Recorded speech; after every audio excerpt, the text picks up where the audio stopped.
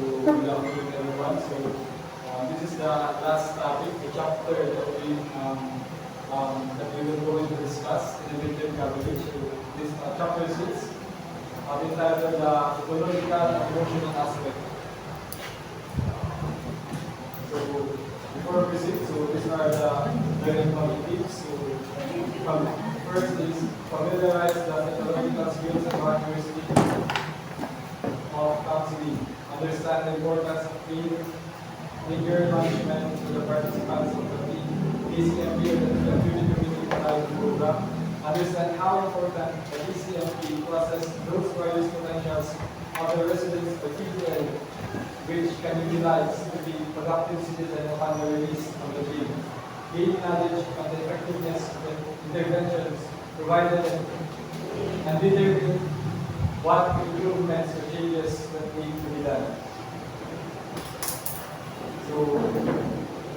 We all know that residents who are detained are basically psychologically and emotionally challenged, especially those persons that is newly entered in the jail, or those residents or inmates that is newly entered to the jails. Of course, they share one thing common, that is being incarcerated with uncertainties as the outcome of individual cases. Because those persons that those residents or inmates inside the jails, of course, they suffer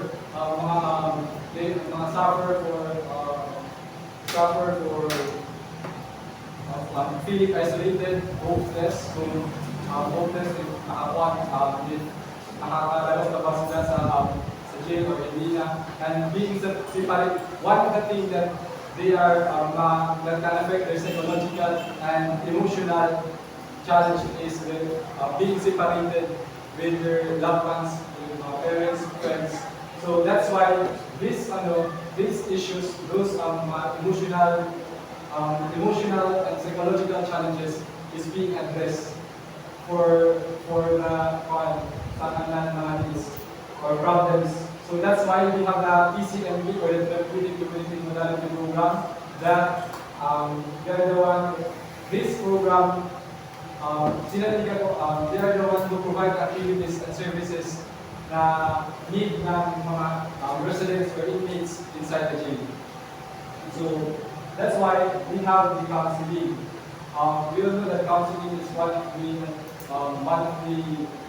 program for rehabilitation, wherein counseling is defined as a professional activity of helping individuals, group, communities enhance their restore their capacity for psychological. Meaning, they are helping the clients to think, manage stress, and of course, cope with their mental challenges kinakaharap nila. And of course, the emotional, where it helps the clients to understand and express their feelings in a healthy way. And of course, emotional and social functioning and creating an environment favorable for attainment of these goals. Of course, helping the clients improve their relationship with others, and also para they can adjust in their new environment. So they have psychosocial skills and characteristics of counseling. We have empathy, warmth, respect, congruence, or genuineness, and confidentiality. So first, empathy. This ability to perceive the client's feeling and to demonstrate accurate perception of the clients. So meaning, with empathy, as a counselor, you should understand the feelings or experiences of your clients or the inmates. Dapat you should damayan mo sila sa mga problems or experiences that they face. Kumbaga, you are putting oneself in the client's shoes. Kasi through that technique or skills, it can build or develop a rapport or trust ng clients to the counselor. So warm is also called unconditional positive regard. It involves accepting and caring about client as a person regardless of any evaluation or prejudice. other clients' behavior or thoughts. So of course, it means respecting and caring the clients as a person without judgment. Whatever the crime they committed, whatever the mistake they make, or whatever the thoughts they share, dapat equal lang. There is no judgment or what you call the criticism. So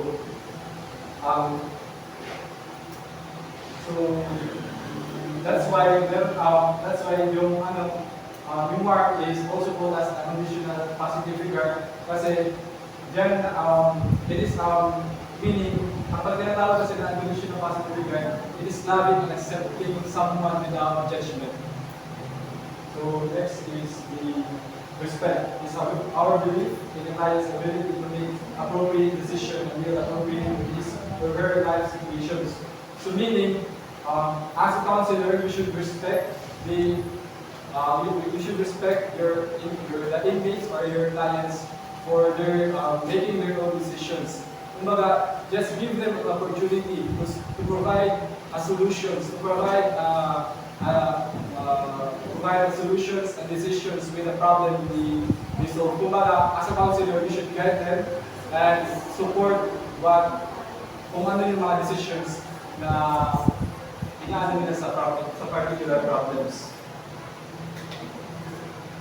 So next is the congruence and genuineness. It's being honest and authentic in dealing with the client. So as a counselor, dapat you are being real to you have real concerns to the clients. Dapat you are not pretending like a robot na may pagkaalam ng kanila. Dapat you should help them and and of course you should help them para makapansin sa mga problems or experiences na next is confidentiality. Means that anything discussed during counseling session is allowed to be private and not to be discussed anywhere. So of course, one of the characteristics of counseling or skills is about confidentiality. Kasi the more na sasabihin sila that information that you gather from the inmates or the residents, the more mabibuild yung trust nila kasi may tiwala sila sa iyo na hindi mo i-discuss yung mga information sa ibang tao na sinabi ng client sa counselor. So we have a pattern of counseling session. So in the first introduction, we discover for 10 minutes where it consists of greet the client party, of course, smile and shake hands, escort to the counseling room, explain how the session is going to eliminate fears or para ma-reduce yung nervous ng clients or inmates. Assure the clients of confidentiality. So of course, the confidentiality is always there para mag-build yung trust. But somehow, later on we will discuss when to break confidentiality. Kasi not all confidential will never be remain confidential. Not all secret will never be remain a secret. Somehow we need to disclose that information to save lives, to protect other people. So the second part of the counseling session is information gathering, about 20 minutes. So know the reason for the presentation. So of course, the clients will be the one who will appoint to the counselor for the consultation because, but somehow, pwede rin mag-appoint yung mga staff or yung mga kosa niya kung if they observe that the behavior or the emotion of the counselor is not into that condition. So that's the time the staff or the kakusa nila is pwede mag-appoint sa counselor. client can start a viewer. The third one is the counselor to take notes. Clients need to do almost a full copy, and then counselor will be asked open questions to use techniques like clarifying, phrasing, focusing, and correcting. So, pattern of discussion and counselor input. This is where the counselor tells the client what he thinks the client is saying. Counselor develops a list of concerns. The last one is a conclusion, where in a conclusion that dapat the counselor should motivate the clients that he can do it. He can do it despite ng mga experiences that they face. If not, it may refer to a professional. Brief the client on what to expect next session para di sa mabigla yung ng clients or needs for the next session if there is no progress from the delivery. And a session in the positive manner. So when to build confidentiality. So children are being also, as I have said earlier, not all sick people will really secret. So somehow, this is because we should consider the four circumstances. The first is children are being neglected and abused. So if the client's roommates said to the counselor na I think yung anak mo kasi yung anak mo ngayon is walang matahin kasi nandito ako sa kulungan, or let's say na yung if I am angry or mad, I hurt my child. So of course, kung nalaman niya ng counselor, it should be reported to the authority or to the DSWDs or other agencies na nagpoprotekta sa mga bata para maprotektahan or maligtas yung bata. So next is appearance in court as a witness. So if there's a court order that the counselor is required to testify in the court hearing or in a legal case, that's the time na mag-break your confidentiality. Mag-break your confidentiality. Kasi those information na nag-gather na counselor is makakatulong sa pag-solve ng kaso na mga kaso sa korte. So clients express to plan to commit suicide. So this is the time. So hindi lang nakakabayaan ng counselor na mag-commit ng suicide yung clients or sasaktan nila yung sarili niya. Of course, if the counselor is nalaman ng counselor yan, it will be dapat i-inform ng counselor yung family, authority, para ma-prevent yung plano nila pag-commit ng suicide. Client express plan to harm others. For example, if the client says that I will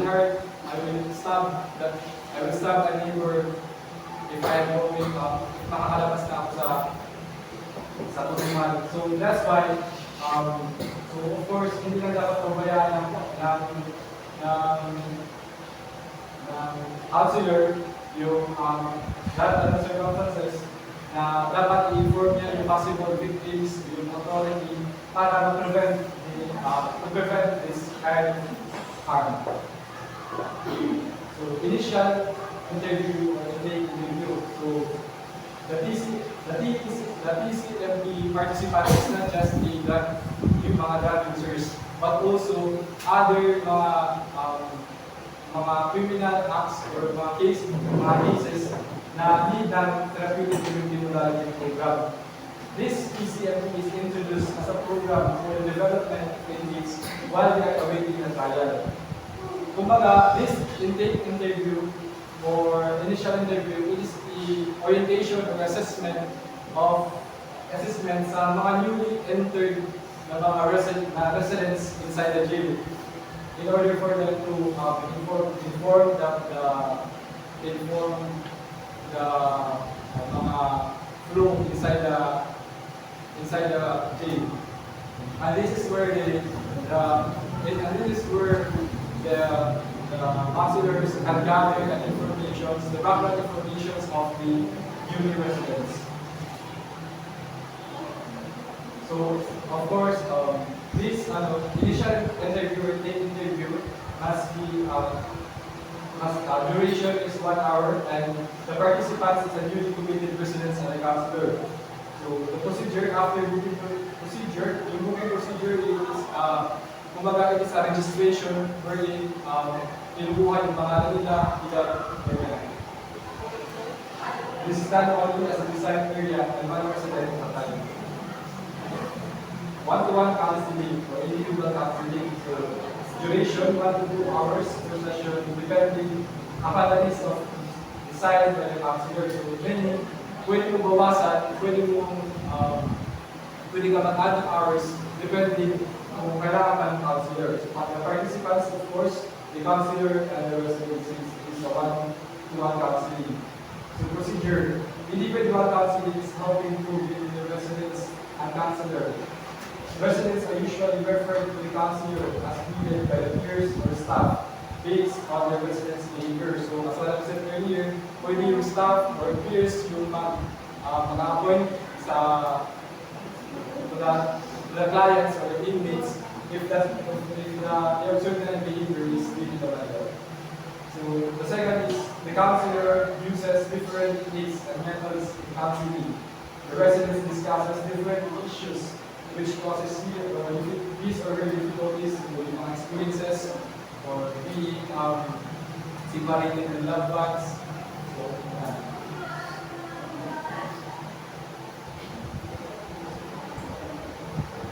therefore, is follow-up session with that depending upon the needs of the residents.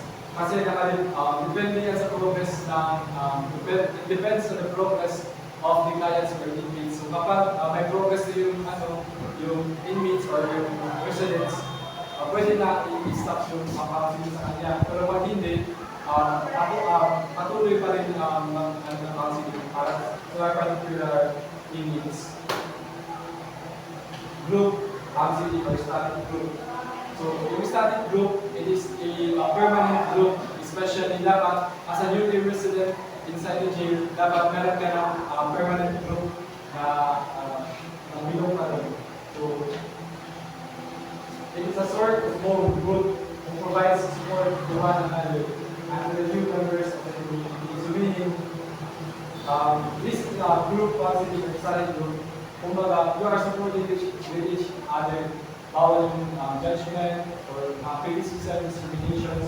Dapat support each other na para maka-overcome yung inmates or residents sa mga struggles or problems na so this is done with this is done 1 hour once a week and participants with 10 to 15 residents as well as the counselor.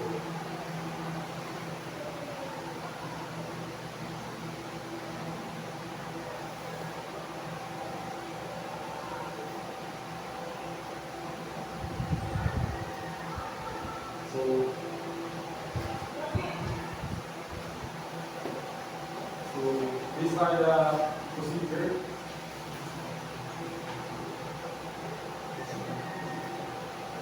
So these are the procedures of the study group. So once a resident enters the jail, he or she is assigned a particular study group. So as I said, dapat meron silang particular group or permanent group inside the jail. It utilizes confrontation from peers to improve changes in behavior through group primarily supportive. So, confrontation para in order for them to face weaknesses or those challenges na kinakaharap niya in a supportive way. Each resident member is encouraged expressing and disclosing personal issues, concerns, and receives feedbacks from other members. So, dapat yung feedbacks na yun na dapat or yung feedbacks na dapat lumipong sa residents ng inmates is dapat inapasok yung good feedback yung dapat para kumbaga hindi siya masasaktan o dapat para mabilis siya makarecover sa mga recover sa mga experiences or challenges kinakaharap. Each session, the group may discuss any topic of research. So kung yun gusto nila i-topic or i-discuss or may mga issues, so yun yung i-follow. But somehow, meron mga certain words na kailangan na kumbaga i-malabot kay Juan yung counselor kung ano ang gusto ng topic ng counselor.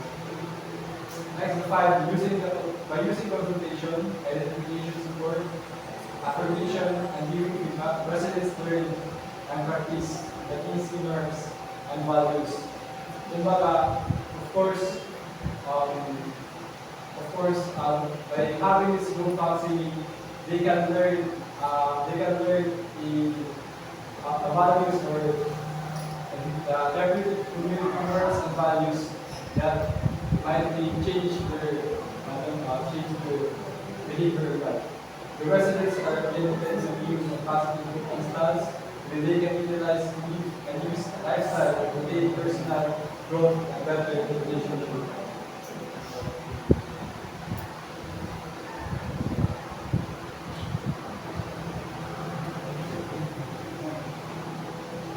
So next is the peer confrontation group. So the group participants in the peer confrontation group are selected by the staff and group according to the peers like adult members who go with the same grade of entry in the facility and the same goes to the legal exam member. So peer confrontation group has to run 1 hour twice a month with the participants of 10 to 15 residents and as well as the coordinating board. So this is a procedure. Participants will sit in a circular positions. Staff will sit just outside the circle or they may be no staff. Kung baga as you remember mo yung sa kanato even sa high school life or even sa elementary, magkanato sa usahay yung laboratory. Kung mga magkuha ka ng circle tapos ikuha natin mga nilalakit nato or mga experiences na challenges o magandang sila. But here lang, sila kita, pero hindi sila is mga individuals or residents inside the building. There is no particular order to begin. It is conventional and free meeting. Participants may start with a prayer, of course. Participants meeting say what do you say about me? Or please give me a feedback on the progress here. Or how do you see this? Of course, the feedback, as I said, dapat feedback in a good way, in a supportive way. Dapat it can be discriminate sa residents. Daily of the other participants will be an honest, straightforward feedback, tone and feeling should proportionate relation. Peer confrontation is done in a compassionate way. Each resident tries to help one another and identify certain issues which could be a hindrance to his recovery. At the end of the journey, the resident asks midnight about the issue that he feels uncomfortable with. So, the secrets are a group activity where participants are given the opportunity to upload emotional damage. Kumbaga, these secrets is the participants will be right in the kumbaga magsusulat yung participants sa papel doon yung mga burden isusulat doon yung mga burden niya o yung mga painful experiences na kasi tinatawag na secret kasi these are secrets na also the secret kumbaga way na itiyawan pa ng business ninyo. That's why yan ang sa papel igakuan sa papel kumbaga isulat natin na sa papel yung ating mga experiences that there. So the secrets duration frequency as we can 1 to 2 hours once a month. Participants, staff, and 10 to 12 facilities. of 10 group residents, preferably of varying different persons. Each one is instructed to go to a place where they can be alone and free from distractions. Of course, para kuhansan comfortable para ma-express nga ng feelings. So, ako sila. In a piece of paper, the resident will write a letter to himself about an event in his life which he has been deeply as a deep secret because it has caused pain, guilt, shame, or anxiety. The letter is written and it is addressing to somebody who described as dear friend. So, buot na sabot na dear friend is dili na kanila. Ibutang lang niya na dear friend kaya para formal yung letter. Pero kanila own experiences. The group then converges and all the road letters will be placed in the bag. The residents will seated in a circle. The person will ask to pick up the letter. So, umaga, those letters niya sa kanila is pasahod nila sa isa. Pero, hindi sila salo yung bali na dito na. Like, kumbaga, epektibo pa ng gender. So, pick-pick lang sila ng ginawa.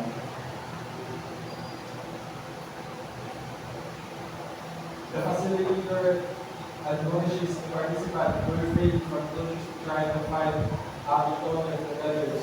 Everyone is likewise admonished to keep discussions to be confidential. After all the letters were read, the facilitator will do a brief processing focusing on the feelings of the participants and how it affected each one of them. Then, before the group adjourns, the facilitator collects the letters and kumaga, ito na mga letters is yung para tao bawa na yung kanilang mga kasakit or painful experiences, mga bad experiences na difference. That's like another word.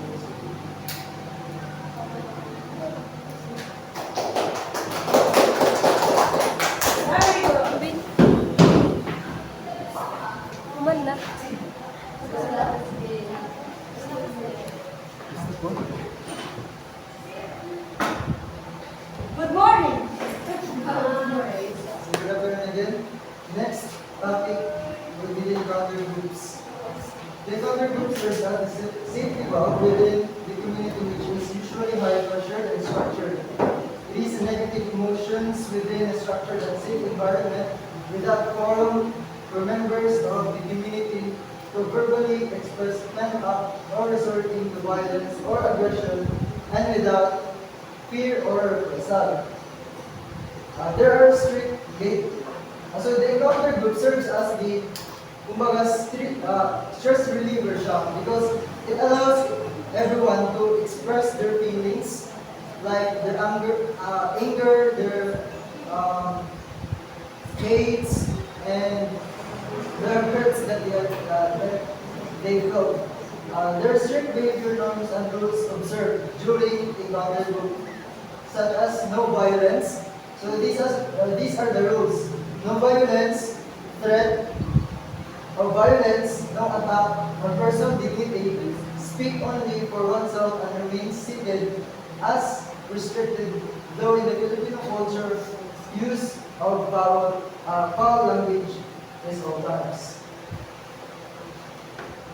So the duration or the frequency is 1 to 1.5 hours, once or twice a week.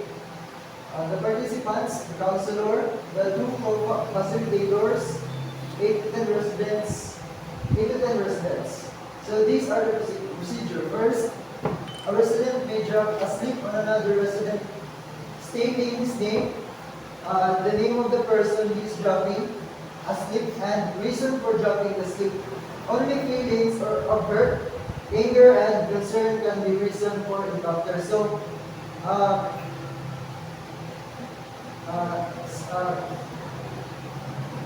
the resident, you're given a chance to drop asleep, stating the name of the person and the reason why he or she have that anger towards him or her. Next, staff will choose his co-facilitators who are also staff members. Once he has gathered 2 or 3 slips, he may schedule and reserve. So, yun nga yung the staff will choose his co-facilitator if nabuo na yung nakagather na sila ng 2 to 3 slips. Third, the facilitator will arrange the group in a circle in such a way that the 2 parties involved are seated opposite each other. The facilitator should be able to guide the flow of the conversation and should be skilled enough to interrupt anytime he feels that the safety of the group is being compromised. So, dapat yung mga facilitator alam kung anong gagawin if in case the safety of everyone was being compromised na. The fourth, the flow of the counter should pass through the 4 phases. So we have 4 phases. First, confrontation. This phase involves verbalization of concerns or honest disclosure of emotions that has been provoked during interpersonal interactions with another residents, regardless of the cathartic nature of expression. The rules of the encounter group should always be respected. The confrontation, dito na yung magpapalabas sila ng emotions nila towards somebody. But still, the rules should still be followed.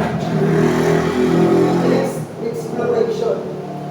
In this case, all the feelings that were expressed are further examined and explored and find out how it could have resulted in such way in order to evoke awareness on the connection of behavior, feelings, and attitude. So in exploration, i-examine nila yung emotion yung feeling ng tao kasi at para malaman kung paano maiwasan o paano